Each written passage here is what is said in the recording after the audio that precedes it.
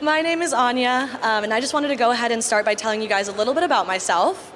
So, my entire life, I struggled very, very heavily with anxiety, right? Feelings of anxiety and dread, which led to an eating disorder, bouts of depression, and just generally feeling really, really badly about myself constantly. Things progressed as I got older, and in 2017, in my last semester of college, I had the worst panic attack of my entire life. And this panic attack was so bad that in the middle of the night, I called my mom and I told her I was dying and that I had to go to the emergency room. And this is not for dramatic effect. I literally got up, drove myself to the hospital, and convinced the doctors that I was having a heart attack and that I was going to die. And so what followed in the weeks after that was I had this really big realization that I no longer wanted my mind to have this much control over me, to where I was giving up on myself, I was having these anxiety attacks. I had failed out of an entire semester of college because I wasn't going to class. I lost my financial aid. And after the accumulation of all of this and that night in 2017, I decided that I had had enough of my own shit.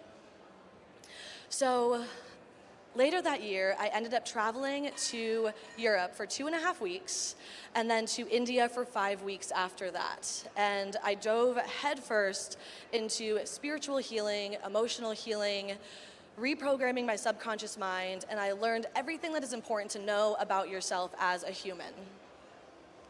So that brought you to me today.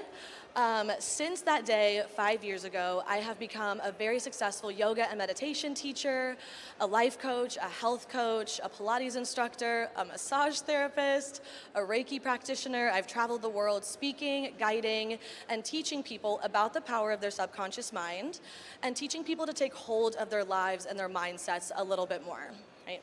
So here I am. So I want to go ahead and just ask everyone here, how are you guys doing today? Thank you.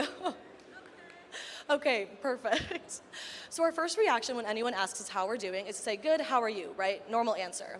I want us to dig a little bit deeper into that today. So go ahead and everyone just close your eyes for a second. It'll be like 5 seconds, I promise. Right? And I want you to answer the question, how are you, by lifting your hand in the air and giving me a number 1 through 5. 5 being awesome, amazing, I'm great. 1 being not so great, not so well today. So hold your hands up, 1 through 5. Give it to me. Beautiful. 4, 5s, 3s, 2s. Beautiful.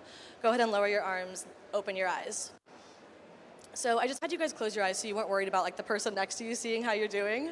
And I never want to undermine the importance of how anxiety can affect us and how having a bad day can affect us, or a bad week, sometimes really negative seasons in our lives.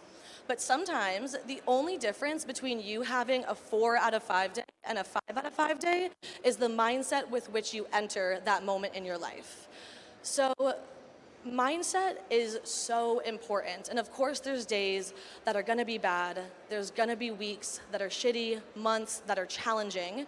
But sometimes all it takes is a simple reframe in your mindset to change the way that you are showing up in the world. And there is truly nothing more freeing and liberating than being able to choose the thoughts that you're having and choose the mindset that you are entering your life with and choosing your perspective. That will set you free, I promise.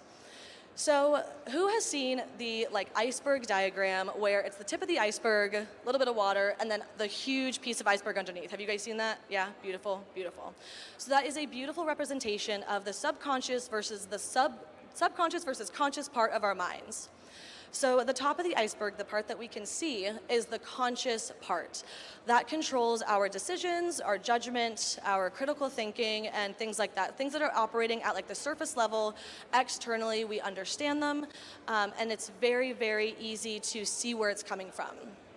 The entire rest of the iceberg underneath is the subconscious part of your mind. And so that impacts your reactions, your dreams, your instincts, your fears, your desires, the way that you're speaking, the way that you show up in the world, and everything that's operating at a subconscious level, which controls how you show up in the world, right? So our subconscious mind makes up 95% of who we are, and our conscious mind is 5%. And in case the numbers don't convince you enough, I'm gonna have you guys close your eyes one more time. There's gonna be a lot of eyes closing during this. So go ahead and close your eyes. And just imagine your favorite food sitting in front of you right here, right? You're hungry, you're starving, all of a sudden your favorite food pops up in front of you, whatever that might be. You can smell it, it looks delicious, it's like the best piece of food you've ever seen in your life. And then go ahead and in your mind just start to eat that food, right? Start to experience the flavors, the tastes. You're starving, so you've just been really hungry waiting for this meal, right? And then go ahead and open your eyes. So whose mouth was watering? Who could like almost smell the food? Yeah, right? Especially if you've been sampling some things out there. I'm sure we're excited to eat, right? So that is the power of your subconscious mind. Your body's literally getting ready to eat food. And our subconscious minds cannot tell the difference between something that is actually happening out in the world and something that's happening internally inside of our minds. And so that is why your mindset and the way that you're showing up emotionally into places can impact the feelings that you're having, the thoughts that you're having, and everything going on around you. It can literally start to change your mind. Right, so I want you guys to go ahead and raise your hand if you've ever had negative self-talk, like that voice in your head that tells you, I can't do this, I'm not strong enough, I'm not worthy, right? Yeah, you're like, yeah, sure, okay, yeah. If you said no, I'd been like, let's unpack that a little bit after this, let's talk. All right, who here has ever let fear get in their way of applying for a job, leaving a relationship, asking someone out on a date? Yep, beautiful. Yeah, you're like, yeah, I like you, you're great. All right, who has ever tried to start a new habit and you were like really committed to it, you really wanted to do it, and then it just didn't work out? You like gave up some point along the way. Yep, right, all of us. So that is the power of your subconscious mind. That is how it controls you every single day in every aspect of your life. It is stopping us from doing things, it is holding us back, and it is just not allowing us to live as our best selves, right? So, since it has so much control over us, where did it come from? How was it formed? From 0 to 7 years old, children are like sponges. I'm sure like all of us have heard that. But our subconscious minds are actually taking in everything around us at a subconscious level. Our subconscious minds process 2.3 million bits of information per second. I don't know if any of us can even like fathom how much that is. We are constantly taking in the sights, the sounds, the experiences that we are having, and that is the blueprint off of which our internal beliefs and our internal values are created until we're 7 years old. So, unless you have gone back as an adult from when you were 7 and reprogrammed your mind and kind of changed your beliefs and your values, they're probably the exact same as when you were 7. And I don't know about you guys, but I do not want a 7-year-old version of Ania running around telling me what to do, what to be afraid of, who to see, and how to live my life. I think it would just be a shit show, honestly. So, unless you've gone back and reprogrammed your beliefs, you probably have the same ones about money, religion, love, self-worth, relationships, marriage, all these different things as when you were 7 years old, right? So if we've had the same beliefs since we were 7, now we're what, in our 20s, 30s, 40s, 50s, 60s, I don't want to leave anyone out, 70s, 80s, I don't know where you guys are. Is it possible to change our subconscious minds? And the answer is yes, but of course it takes a lot of work, it takes a lot of self-awareness. And the answer is yes, based on a lot of research, but also based on my own personal experience. I promise if you guys would have known me a few years ago, first of all, I probably wouldn't actually be on this stage at all, so you wouldn't have ever seen me. But it'd be a completely different experience of who I am as a person. Reprogramming my subconscious mind has shifted everything for me. And so that is why I focus on teaching others about this now.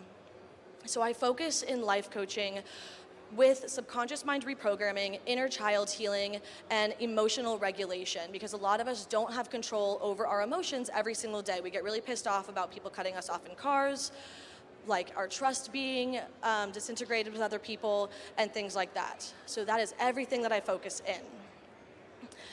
A simple thing to think of when we're trying to reprogram our subconscious minds is this 4-step process that I came up with. And the first step towards changing something is the awareness that there is something that we want to change. A lot of times we think that the first step towards change is actually doing something different, but that's not true. That is actually the third step. So the first one is having the awareness that there is something we want to do differently. We want to react differently, we want to think differently, and show up in the world differently. The second step is the decision that we want to do something different, right? If you're aware of it, but you don't want to change it, that's cool, nothing's gonna change, right? We're not always ready to take on the changes or to make the changes, because a lot of times we identify with those previous versions of ourselves, and we're just not sure who we would be without that piece of us. Right, so it goes awareness, decision. The third one is the action. So then doing something differently, changing the way that we're speaking about ourselves or we're speaking about another person, changing the way that we're speaking into the existence of just things in general, like waking up, oh, I'm so tired, right? You're immediately going into the day with that mindset, and that's gonna impact everything else that you're coming into in life. The fourth step towards change is repetition. Our subconscious minds thrive on repetition, habits, and patterns. And that is why things are so deeply ingrained into us since we were 7, is because we just continue to reinforce the ideas that we've had since our childhood. So we have to become aware of something that we want to change, decide that we're going to change it, act upon that, and then repeat it as often as we can, right? So who here has heard of affirmations? You guys heard of affirmations? No. Oh, you finally say no. There you go. All right, but you guys have? Beautiful, thank you. So does anyone know why affirmations work? I trained her on this. Beautiful. So affirmations work because of repetition. And the repetition works so well with affirmations because it's something that we're repeatedly thinking to ourselves, or we're writing it out and seeing it every day, or we're saying it out loud. Anything that you decide you want to do in your mind is 10 times more powerful when you're looking at it or when you're saying it out loud. And this is because you're taking it in a different way through like your sensory receptors. So that is why affirmations are so, so powerful. One thing that you guys want to avoid if you're trying to do this reprogramming and start working with affirmations is you want to stop working in negatives. The subconscious mind doesn't understand negatives. And what that means is we cannot tell the difference at a subconscious level when we are saying something that we want and when we are saying something that we want to avoid or that we don't want, right? So if I tell you guys, don't think of a red balloon. Don't think of a red balloon. I will give you $1 million if you're not thinking of a red balloon. Who's not thinking of a red balloon? No, right, exactly. So this is why it is so important to say, I want to feel loved, I want money, I want success, and not, I want to avoid being sad, I want to avoid depression, I want to avoid being anxious. And there's a beautiful quote by Mother Teresa, and she said, don't invite me to an anti-war protest, invite me to a peace protest. And just that simple reframe is so powerful with the way that we are engaging with the idea of doing something, right? So saying something that we want, right? So go ahead and in your minds, just think of one word of something that you want to bring a little bit more into your life or that you want to feel a little bit more, right? So think of whatever it might be for you, abundance, success, love, happiness, peace, calm, whatever. And then go ahead and close your eyes. This is the last time I'm gonna have you guys close your eyes, I promise. So just start to think of that one word, right? Really just see it in your mind. Feel your feet on the ground, feel your presence in this room, and just start to embody the meaning of that word a little bit more, right? What does it feel like? What does it look like to you when you show up in that way? And then in your minds, on each breath in that you want to take or that you take, I want you guys to think of the words I am. And as you breathe out, think of that one word that you have, right? So you'll breathe in, I am, breathe out, successful. Right? Breathe in, I am, breathe out, free. And just do that a couple times here. Really feeling that word in your body, right? Resonating in your heart. And then go ahead and just do it one more time, and then you guys can open your eyes. So this is just the beginning of what it can be like to reprogram your mind, right? I am abundant, I am free, I am even materialistic things, I'm rich, I'm traveling the world, whatever it is. The more you repeat something to yourself in your mind, the more you will start to believe it, and the more you will start to show up in the world ready to receive that thing and ready to bring it in and to become it, right? So you're basically convincing yourself that you are worthy of having this thing instead of the past version of yourself, which might be holding you back according to your childhood beliefs. So it is so important to carry these words with us, to watch the way that we are thinking to ourselves, watch the way that we are speaking to ourselves. Who are we hanging around, right? What are the people around us saying? Do they have a rich mindset or a poor mindset, happy mindset or negative? Are they constantly the victim? Because your subconscious mind is always listening, right? So this is your opportunity to take control of your mind instead of allowing it to control you. And remember that the only limit you ever have is yourself. And so this was just a little bit of a glimpse into what I do as a coach. I've actually, all three of these people up here in my coaching program. Thank you guys. And just like the progress that everyone has made with me in a short amount of time is so powerful, because I'm not just teaching you how to heal the symptoms of what is going on in your life and in your mind now, but I'm teaching you how to heal it from the root with childhood reprogramming, subconscious mind reprogramming, emotional regulation, and all these different things that are going to allow you to control your mind instead of it controlling you. So if you guys are interested in working with me, come talk to me, come ask me questions, and I will see you guys around here for the rest of the day. So I hope you guys have a beautiful day, beautiful time walking around, and then a great weekend ahead of you. Thanks, guys.